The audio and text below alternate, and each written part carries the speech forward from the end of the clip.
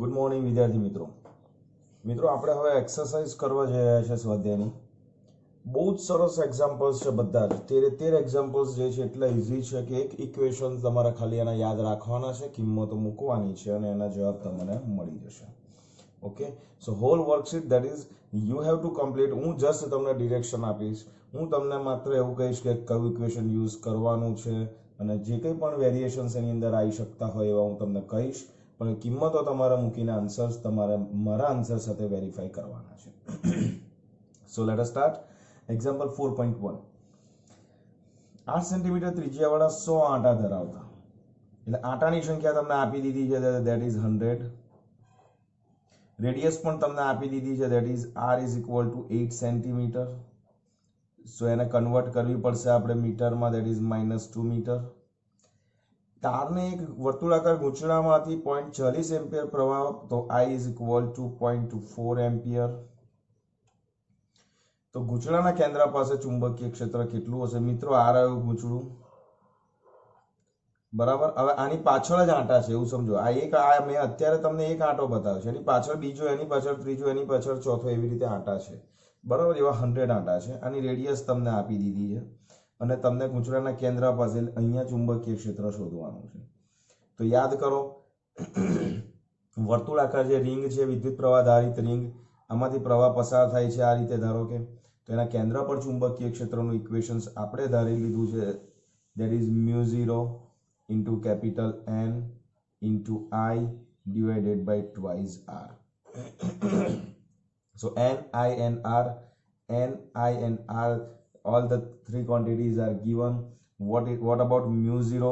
So μ0 તમારે કાયમ માટે યાદ રાખવાનું છે કે μ0 ની વેલ્યુ છે, that is 4 pi into 10⁻⁻⁷ tesla metre પર એમ્પિયર. ઓકે, સો b ની વેલ્યુ તમે અહીંયા આગળ મૂકશો. સો do the calculations yourself and you will get the answer, that is 3.14 into 10⁻⁻⁴ tesla. 2 mark સુધી પૂછી શકાય એવો ક્વેશ્ચન છે મિત્રો, બરાબર. આમ તો બધા જ ક્વેશ્ચન્સ બહુ નાના છે, પણ તમને એટલું ખબર પડી જશે કે simple you have to take equations, you have two remember the equations only, અને ઇક્વેશન યાદ હશે તો કિંમત મૂકશો એટલે જવાબ આવી જશે. અને તમારે આ એક્સરસાઇઝ સાથે શું કામ કરવાનું છે, તો કે જે એક્સરસાઇઝની અંદર જેટલા પણ એક્ઝામ્પલ્સ કરીએ છીએ એમાં જે કોઈ પણ ઇક્વેશન્સ આવી રહ્યા છે એ ઇક્વેશન્સને શોર્ટ આઉટ કરતા જાઓ અને તમારી પાસે આખા ચેપ્ટરના તમામ ઇક્વેશન્સનું લિસ્ટ બનતું જશે અને એના ઉપરથી તમે એના આન્સર આપતા જશો. ચલો, સૌથી પહેલા અહીંયા રિંગ હતી, અહીંયા વર્તુળાકાર ગૂંચળું હતું એટલે રિંગ આવી. હવે અહીંયા લાંબા સીધા તાર આવ્યા, તો આ લાંબો સીધો તાર અનંત લંબાઈનો આવી ગયો. તો ઇક્વેશન્સ તમને ખબર છે શું વાપરવાનું છે. ચલો, કરંટ આપ્યો છે કેટલો, that is 35 એમ્પિયર. લિસ્ટ બનાવો પહેલા. તારથી 20 સેન્ટીમીટર અંતરે તો r is equal to 20 centimetre અને that is 0.2 મીટર. અને આ બિંદુએ ચુંબકીય ક્ષેત્ર શોધવાનું છે. સમજો અહીંયા બિંદુ P છે અને આ ડિસ્ટન્સ r છે અને અહીંયા ચુંબકીય ક્ષેત્ર શોધવાનું છે. તો B is equal to equation તમને ખબર છે, μ0I divided by, એક્ઝામની થિયરીની અંદર આપણે અહીંયા સ્મોલ r રાખ્યું હતું, મેં અહીંયા કેપિટલ R રાખ્યું છે. તમે સ્મોલ r પણ રાખીને આન્સર્સ મૂકી શકશો. ઓકે, સો μ0 અહીંયા અગેન તમારે લેવું પડશે, that is 4 pi into 10⁻⁷ tesla metre પર એમ્પિયર. ઓકે, સો કિંમત તમે મૂકશો તો તમને જે આન્સર મળશે, અહીંયા તમને બતાવું છું કેલ્ક્યુલેશન્સમાં કિંમતો તમારે મૂકવાની છે અને આન્સર જે છે that is 3.5 into 10⁻⁻5 ટેસ્લા. બરાબર. તો ઇક્વેશન્સ મેઇન છે બચ્ચાઓ આ અનંત લંબાઈના તારથી આર અંતરે, આ વર્તુળની રિંગના કેન્દ્ર ઉપર, અક્ષ ઉપરનું ઇક્વેશન જુદું છે, યાદ છે આ અક્ષ હતી અને અહીંયા ઇક્વેશન જુદું મળતું હતું. તો કેન્દ્ર ઉપરનું ઇક્વેશન આ યાદ રાખવાનું છે અને તાર સીધા તાર માટે તમારે આ ઇક્વેશન યાદ રાખવાનું છે. ઓકે, ચાલો તો પોઝ કરીને કેલ્ક્યુલેશન કરો અને ત્યારબાદ આપણે જોઈ રહ્યા છે બીજા એક્ઝામ્પલ્સ.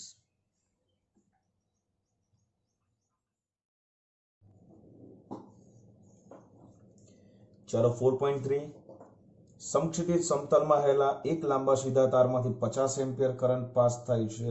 તો 50 એમ્પિયર આપણે તો જે આપ્યું છે પેલા લખી નાખીએ. આટલો પ્રવાહ ઉત્તરથી દક્ષિણ દિશા તરફ વહે છે. ઉત્તરથી દક્ષિણ તરફ ધેટ મીન્સ કે આપણે ધારી લઈએ this is your and, this is your S. તો આ ડિરેક્શનની અંદર પ્રવાહ ઉત્તરથી દક્ષિણ તરફ જઈ રહ્યો છે, આપણે એવું ધારીએ છીએ. તારની પૂર્વમાં 2.5 મીટર અંતરે આવેલા કોઈ બિંદુ બી પાસે, પૂર્વ એટલે કયું થશે? શું this is your west and this is your east. Okay, this is your and this is your west, west point. હવે પૂર્વમાં અહીંયા બિંદુ પાસે છે તો આ ડિસ્ટન્સ કેટલું છે? That is small R. So R that is equal to 2.5 metre તમને આપ્યું છે. આ બિંદુ પાસે ચુંબકીય ક્ષેત્ર આપણે શોધવાનું છે. તો અનંત લંબાઈનો તાર છે. એક લાંબા સીધા શબ્દ આપે, લાંબા શબ્દ એટલે અતિ લાંબા છે, તમારે સમજવાનું. સો B is equal to equation હમણાં જ આપણે જોયું that is μ0I divided by 2 pi r. μ0 that is 4 pi into 10⁻⁷. Equation આપણને ખબર છે, એકમ ખબર છે ટેસ્લા મીટર પર એમ્પિયર. સો B ની વેલ્યુ મિત્રો તમારે કિંમત મૂકવાની છે. I અને R તમને આપી દીધું છે અને તમને મળશે that is 4 into 10⁻⁶ tesla. This is the મૂલ્ય, વેલ્યુ જે મેગ્નિટ્યુડ શોધવાનું કહું છું. હવે દિશા શોધવાની છે બચ્ચાઓ. તો દિશા શોધવા માટે તમે શું કરશો? તો દિશા શોધવા માટે મેં તમને કહ્યું છે જમણા હાથનો નિયમ. તાર માટેનો નિયમ શું છે? પ્રવાહની તારને એવી રીતે પકડવાનો કે અંગૂઠો જે છે, સી આ તાર છે, આ તાર છે એ આ રહ્યો અને ઈ એટલે કે આ પોઈન્ટ, જે પોઈન્ટ પર મેગ્નિટ્યુડ શોધવાનો છે એ પોઈન્ટ પી બિંદુ આ રહ્યું અને એ બિંદુ ક્યાં છે? એ બિંદુ અહીંયા છે. ઓકે, સો સી આ પોઈન્ટ છે આપણું અહીંયા છે, અહીંયા છે. તો અહીંયા આપણે ચુંબકીય ક્ષેત્ર શોધવાનું છે. તો જમણા હાથનો નિયમ, અંગૂઠો પ્રવાહની દિશામાં રાખવાનો. તો આંગળીઓ આમ મીટળાય, તો આંગળીઓ આમ મીટળાશે તો આ બિંદુ પાસે સી આ તાર છે તો આમ જશે અને એટલે અહીંથી આમ આંગળીઓ જશે, અહીંથી બહાર આવશે. તો અહીંયા છે એ કેવું આવશે? બહાર તરફ આવશે. સો બી ની દિશા આપણે લખવું હોય તેવું લખી શકીશું કે બી ની દિશા તારના સમતલને લંબ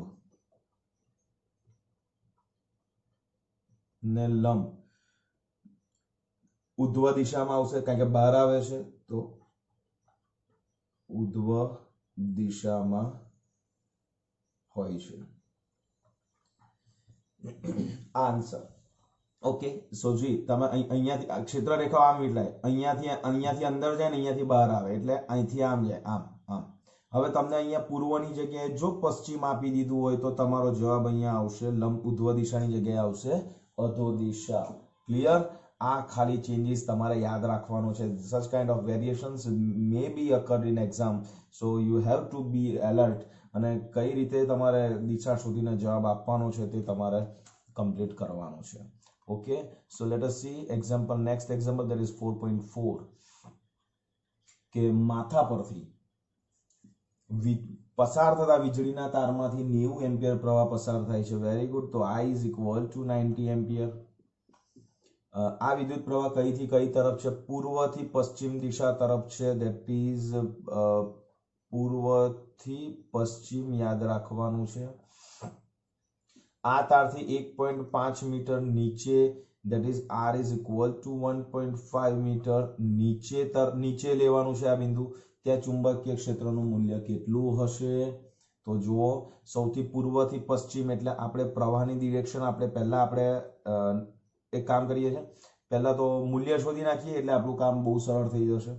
તો B is equal to μ0I અનંત લંબાઈનો તાર છે એવું સમજવાનું છે. તો ઇક્વેશન આવશે ધેટ ઇઝ આ જ ઇક્વેશન આપણે યુઝ કરીશું, that is 2 pi r. Okay, અને મ્યુ 0 ની વેલ્યુ તમને ખબર છે, that is 4 pi into 10 raised to minus 7 Tesla meter per ampere. Okay, so B is equal to mu 0 by twice pi r, અને આની જે વેલ્યુ છે એ આપણને મળશે, that is 1.2 into 10 raised to minus 5 Tesla.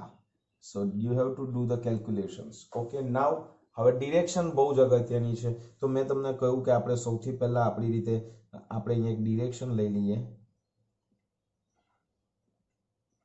So this is W, this is E, this is N, this is S. Okay, હવે પ્રવાહ કઈ તરફ છે બચ્ચાઓ? પૂર્વથી પશ્ચિમ. તો પૂર્વથી પશ્ચિમ એટલે પ્રવાહ જોશે આ ઈસ્ટ ટુ વેસ્ટ, એટલે આ મેં પ્રવાહ અહીંયાથી આમ બતાવી દીધો. અને બિંદુ અહીંયા છે મિત્રો, નીચે છે. અહીંયા બિંદુ છે ને, અહીંયા નીચે છે, નીચે છે. સી બિંદુ અહીંયા છે નીચે. ઓકે, અહીંયા છે નીચે. તો હવે જમણા હાથના નિયમથી આપણે અંગૂઠો પકડીશું. આ આવી ગયો અંગૂઠો પ્રવાહની દિશામાં. તો આંગળીઓ આપણી આમ મીટરાય. તો અહીંયા નીચે જે છે એ કઈ તરફ આવશે? સ્પર્શકની દિશામાં આવશે. ક્લિયર થાય છે? ફરી બતાવી દઉં. આ જે પ્રવાહ છે, તો પ્રવાહ આમ છે, તો ચુંબકીય ક્ષેત્ર રેખાઓ આમ મીટળાશે, અને આમ મીટળાશે એટલે તમારે અહીંયા નીચેનું આ જે બિંદુ છે ને, આ જે બિંદુ નીચેનું બિંદુ સી આ પ્રવાહ છે, અને અહીંયા તમારું ચુંબકીય ક્ષેત્ર, તમારી આંગળી છે, આ આંગળી છે, ત્યાં ચુંબકીય ક્ષેત્ર શોધવાનું અહીંયા. તો જુઓ કે પ્રવાહ આમ છે, તો આની અંદર ક્ષેત્ર રેખાઓ આમ મીટળાય, અને આમ મીટરાય તો આ બિંદુ પાસે સ્પર્શકની દિશામાં એટલે આમ આવશે. આ દિશા એટલે કઈ આવશે? દક્ષિણ તરફ આવશે. એનો મતલબ એ કે આપણા જમણા હાથના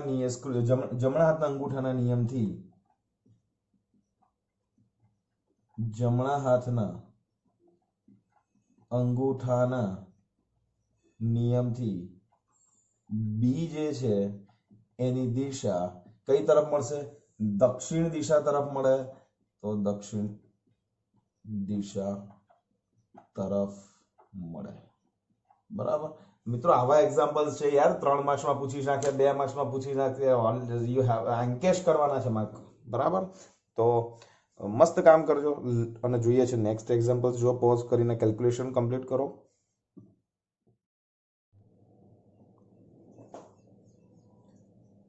ચલો એક્ઝામ્પલ 4.5. 0.15 ટેસ્લાના નિયમિત ચુંબકીય ક્ષેત્ર સાથે, એટલે બી આપ્યું છે, ધેટ ઇઝ 0.15 ટેસ્લા. 30 ડિગ્રી કોણ બનાવતી દિશામાં તારમાંથી 8 એમ્પિયર પ્રવાહ, that is I is equal to 8 ampere. તો હવે તમે જુઓ કે ચુંબકીય ક્ષેત્રની ડિરેક્શન મિત્રો આ હોય. If this is the direction of B, then તમને કહ્યો છે કે તાર ચુંબકીય ક્ષેત્ર સાથે 30 અંશનો ખૂણો છે. તો આ જે છે એ તમારો તાર થઈ ગયો, આ તારની અક્ષ થઈ ગઈ, અને એ અહીંયા કેટલો ખૂણો બનાવ્યો છે? Theta, that is 30 degree. તો આ તાર પર એકમ લંબાઈ દીઠ કેટલું બળ લાગે છે તે તમને શોધવાનું કહ્યું છે. તો યાદ કરો કે I જેટલો વિદ્યુત પ્રવાહ ધારિત L લંબાઈનો તાર બી જેટલા ચુંબકીય ક્ષેત્રમાં મૂકીએ તો એના પર લાગતું ચુંબકીય બળ Fm is equal two equation હતું તમારું IL ક્રોસ બી. ઓકે, સો આ Fm નું મૂલ્ય થતું હતું ILB sin થીટા, અને તમને શોધવાનું કહ્યું છે એકમ લંબાઈ દીઠ બળ મિત્રો. તો Fm ડિવાઇડેડ બાય L તમને શોધવાનું છે, that is BI sin theta. So B તમને ખબર છે, I તમને ખબર છે, થીટા તમને ખબર છે. So you have to do the calculations as per our policy.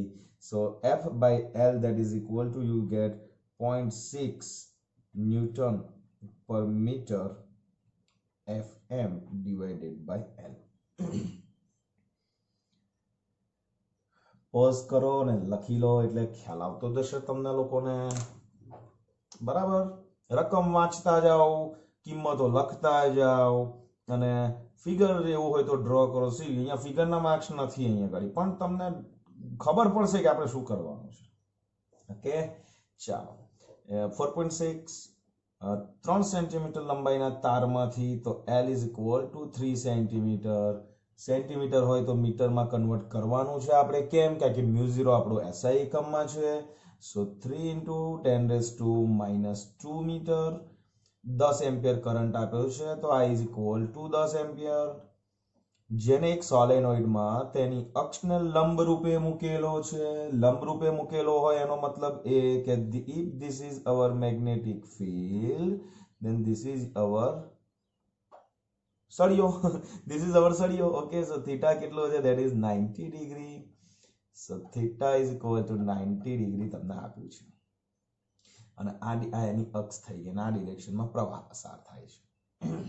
Okay, magnetic ફિલ્ડનું મેગ્નિટ્યુડ પણ આપ્યું છે, that is 0.727 ટેસ્લા. તો અહીંયા એવું કહ્યું છે કે તાર પર કેટલું ચુંબકીય બળ લાગશે. તો જો ILB આવે એટલે IL ક્રોસ B જ તમારે યાદ રાખવાનું છે. તો FM ની જે ઇક્વેશન છે that is IL cross B અને mode of m I mean magnitude of magnetic force that is equal to ILB sin theta and every value is given. BIL theta બધું જ તમને આપ્યું છે. સો તમારે કેલ્ક્યુલેશન્સ કરવાની છે અને જવાબ જે છે that is 8.1 into 10⁻⁻² ન્યૂટન. આ તમારું મેગ્નિટ્યુડ ઓફ મેગ્નેટિક ફોર્સ તમને મળવો જોઈએ. ઓકે, ક્લિયર થાય છે? Okay, fine. જો બહુ સરસ એકદમ એક ઇક્વેશન ઉપર એક્ઝામ્પલ્સ છે મિત્રો, તો બહુ સરળતાથી તમે કરી શકશો.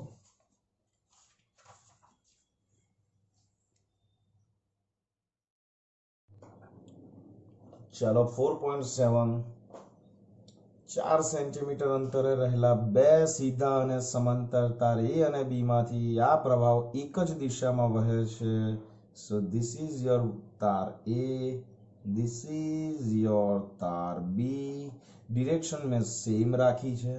બંને વચ્ચેનું ડિસ્ટન્સ આપણે સંજ્ઞામાં આપણે D રાખ્યું છે ઇક્વેશનમાં. સો D is equal two 4 centimetre. Convert કરવું પડશે મીટરમાં, that is -2 મીટર.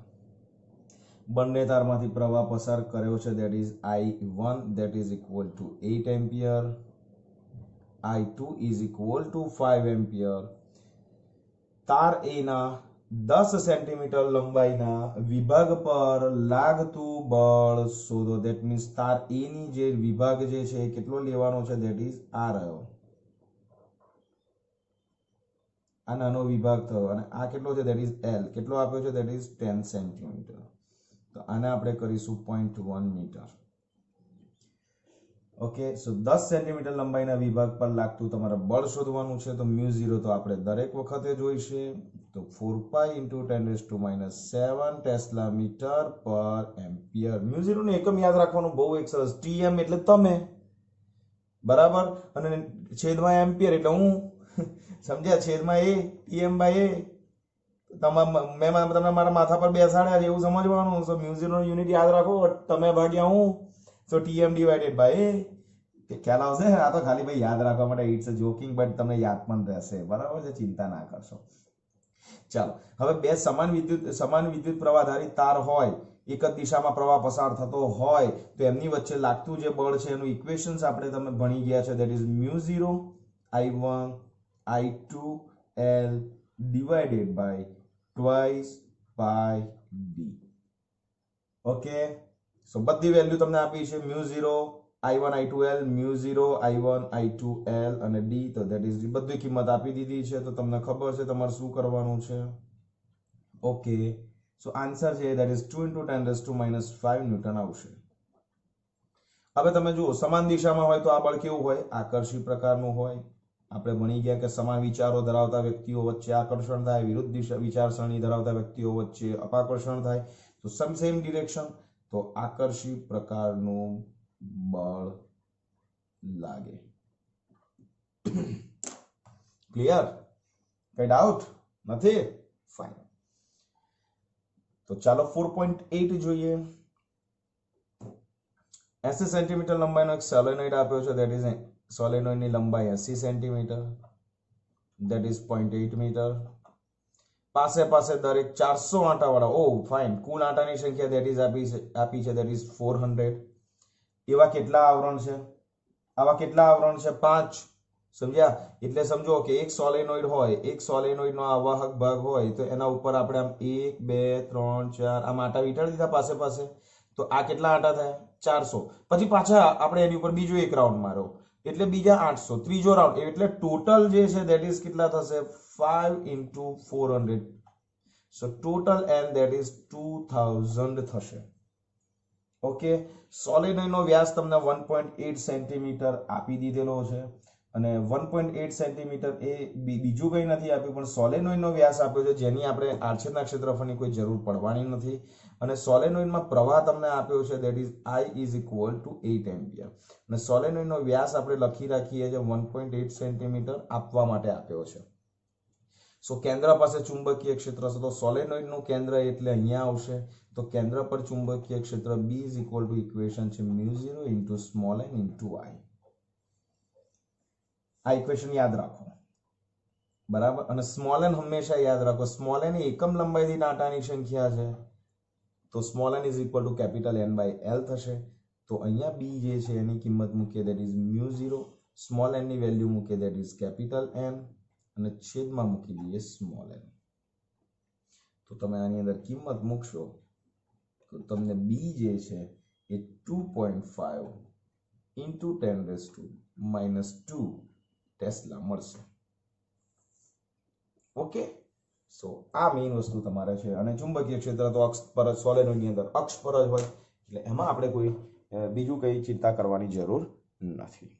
ક્લિયર? સો એકમ લંબાઈથી આંટાની સંખ્યા that is small n is equal to n by L, ખાલી રિપ્લેસ કરો, કામ થઈ જશે. બરાબર? ચલો જોઈએ આગળના એક્ઝામ્પલ્સ.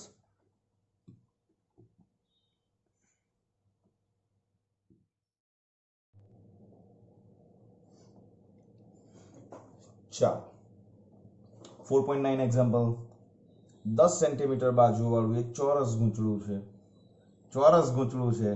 તો that is 10 સેન્ટીમીટર એટલે એને મીટરમાં કન્વર્ટ કરીશ એટલે 10 into 10⁻² મીટર, બરાબર? અને ધેટ મીન્સ આવશે કેટલું? ધેટ ઇઝ 10⁻1 મીટર પરિણામ. હવે ચોરસ છે તો એનું ક્ષેત્રફળ આપણે શોધવું હોય તો ધેટ ઇઝ L² અને that is equal to 10⁻² metre square. આ ગુજરાતના આર્ચનું ક્ષેત્રફળ પણ આપણે શોધી નાખ્યું. ઓકે, આંટાની સંખ્યાની અંદર કેટલા આપ્યા છે? That is 20. કેટલો પ્રવાહ આપ્યો છે? That is 12 ampere. કેટલું ગૂંચળાના સમતલને લંબ 0.80 ટેસ્લા મૂલ્યનું સમક્ષેત્રિત નિયમિત ચુંબકીય ક્ષેત્ર સાથે 30 ડિગ્રી કોણ બનાવે છે. સો તમને ચુંબકીય ક્ષેત્ર આપ્યું છે ધેટ ઇઝ 0.80 ન્યૂટન અને theta that is given 30 degree. ચલો એવું કહ્યું કે ગૂંચળું કેટલું ટોર્ક અનુભવશે. સો ટોર્કનું ઇક્વેશન આપણી પાસે છે that is NIA cross B. સો આપણો આન્સર છે that is NIA B sin theta.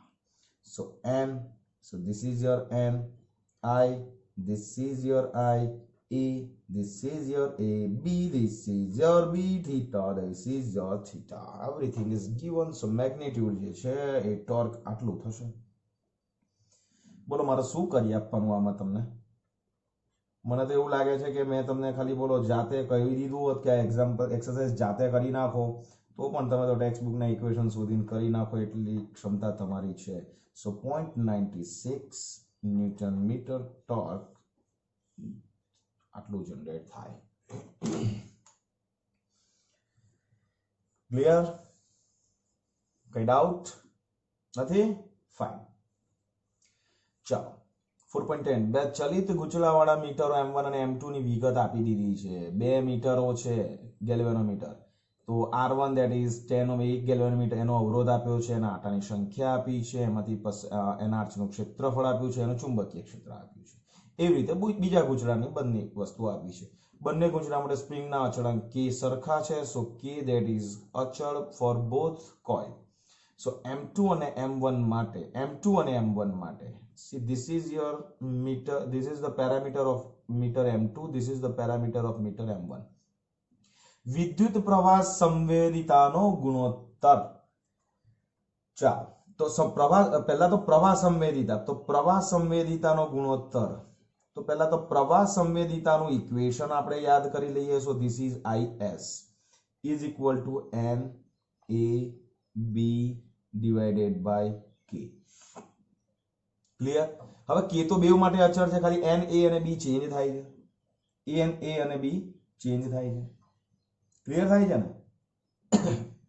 સમજ પડે છે ને? ઓકે. સો NAB K તો બે માટે અચળ છે, means IS proportional to NAB. હવે M2 અને M1 માટે શોધવાનું છે. ધેટ મીન્સ કે IS of 2 divided by IS of 1 is equal to N2 A2 B2 છેદમાં N1 A1 B1. K કેમ નથી લીધો? કારણ કે K બે માટે સેમ છે, તો ઉડી જશે. કિંમત મૂકવાની છે તમારે, હું નહીં મૂકું. સો N2 A2 B2 C B1 N1 A1 B2 N2 A2 બધું જ આપ્યું છે. બધી કિંમત તમે લોકો મૂકી દેશો એટલે જવાબ આવશે that is 1.4 that you have to verify with my answer. Okay. હવે વોલ્ટેજ સંવેદિતા આવ્યું, તો વોલ્ટેજ સંવેદિતાનું ઇક્વેશન યાદ કરો. તો voltage સંવેદિતા that is equal to VS, અને એનું ઇક્વેશન તમે યાદ કરશો તો NAB divided by K into R. હવે K કોન્સ્ટન્ટ છે, સમજ્યા? એટલે NAB બાય R, એટલે R હવે કન્સિડર કરવાનો છે કારણ કે VS ડિપેન્ડ્સ ઓન R. તો હવે આપણે VS2 છેદમાં VS of 1 લઈએ. ચાલો, તો VS2 નું શું થશે? N2 A2 B2 છેદમાં R2, અને VS1 છેદમાં છે એટલે ઉપર જતું રહેશે, એટલે ઇન્ટુ R1 છેદમાં N1 A1 B1. ચાલો, કિંમત મૂકતા આવડશે? હું કંઈ નહીં કરું. So answer you have to verify with my answer that is 1.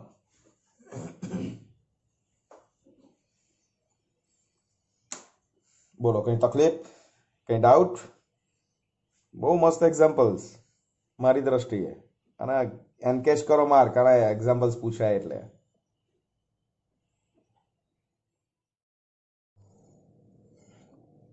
ચલો 4.13 બે ક્વોન્ટિટી તમારે શોધવાની છે, અને બંને વસ્તુની આપણે ચર્ચા પણ સાથે સાથે કરતા જઈશું. સો જે ક્વોન્ટિટી આપી છે એને પહેલા લિસ્ટ બનાવીએ કે 1 ટેસ્લા જેટલું નિયમિત ચુંબકીય ક્ષેત્ર. સો B is equal two 1 tesla. ચુંબકીય ક્ષેત્રમાં 8 સેન્ટીમીટર રેડિયસ આપણને આપી છે, તો એની રેડિયસ ધેટ ઇઝ 8 સેન્ટીમીટર. એને આપણે મીટરમાં કન્વર્ટ તો કરવી જ પડે. મેં તમને આગળ પણ કહ્યું છે કેમ કરવાની છે. 30 આટા that is capital N is equal two 30. ગૂંચળું લટકાવેલ છે નિયમિત ચુંબકીય ક્ષેત્રમાં, જેમાંથી 6 એમ્પિયર પ્રવાહ પસાર થાય છે, તો લખો I is equal two 6 ampere. ક્ષેત્ર રેખાઓ ગૂંચળાના લંબ સાથે 60 ડિગ્રી, એટલે ચુંબકીય ક્ષેત્ર આડછેદના ક્ષેત્રફળ સાથે 60 ડિગ્રી બનાવે છે. એનું અર્થઘટન એવું થયું, તો 60 ડિગ્રી. તો ગૂંચળાનું આવર્તન ન થાય તે માટે તેના પર લગાડવા પડતા જરૂરી વિરુદ્ધ દિશાના ટોર્કનું મૂલ્ય શોધો. ક્લિયર? સો ટોર્કનું ઇક્વેશન્સ આપણી પાસે છે મિત્રો. શું છે કે torque that is equal two NIA cross B. સો એનું મૂલ્ય આપણે શોધીશું, તો NIAB sin થીટા. હવે તમે જુઓ, n તમને આપ્યું છે, યસ. I પણ આપ્યું છે, યસ. A આપ્યું છે, નથી આપ્યું. B આપ્યું છે, યસ. થીટા આપ્યું છે, યસ. સો A નથી આપ્યું ડાયરેક્ટ, પણ R આપ્યું છે, તો તમારે A is equal to pi R square તમારે કિંમત યાદ રાખવાની. સો A equal to pi R square તમે અહીંયા રિપ્લેસ કરશો. સી તમે અહીંયા એની વેલ્યુ શોધીને પણ ડાયરેક્ટ રિપ્લેસ કરી શકશો, અથવા તમે પાઈ R સ્ક્વેર અહીંયા રિપ્લેસ કરીને પણ તમે શોધી શકશો. સો NI કૌંસમાં પાઈ R square B sin theta. Every quantity is given here. એ તમને મેં બતાવી દીધી છે. તમારે ખાલી એની અંદર કિંમતો મૂકવાની છે. સો ટોર્કની વેલ્યુ તમને મળશે 3.133 ન્યૂટન મીટર. આટલું આ વેલ્યુ તમારે લાવવાની. ઓકે, બોલો કઈ ડાઉટ છે અહીંયા સુધી? નથી. ચાલો હવે બી ઓપ્શન્સ બહુ જ અગત્યનો વાંચીએ.